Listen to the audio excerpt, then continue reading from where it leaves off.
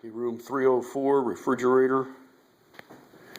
This refrigerator is set up to open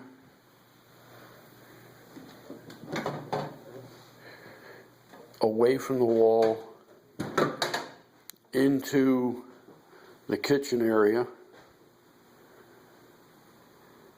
And this refrigerator is right up against the trim at the very bottom.